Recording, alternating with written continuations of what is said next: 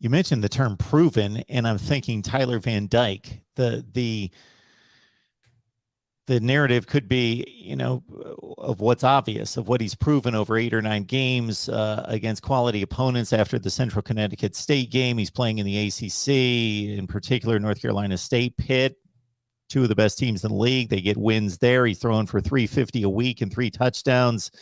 Really put together a string that we hadn't seen since Joe Burrow in regards to those kind of numbers. And then at the same time, it is only 8 games, and I think people are making it a given that he is this quarterback. He is one of the very best in college football. Do you think you've seen enough to be guaranteed of that?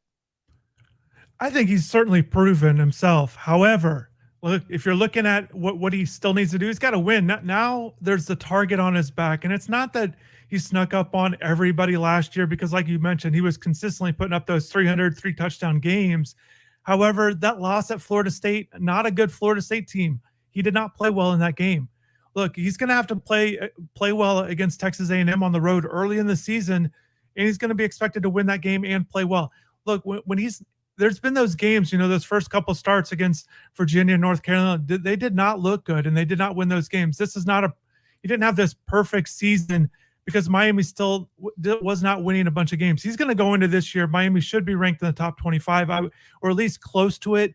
He's going to have expectations, and there's a lot.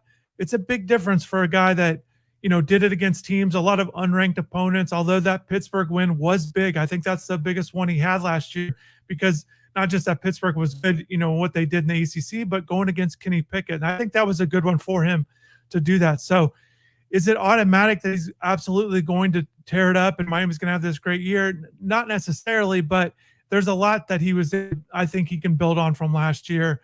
And he had a good spring. We've not seen him take this step back from his results. So I think there's reason to still expect him to have a big year. However, if you're looking at a couple things that he's going to have to certainly work through, number one is that now that he's got the target on his back, the whole offseason, he's expected to be the guy and elevate this program.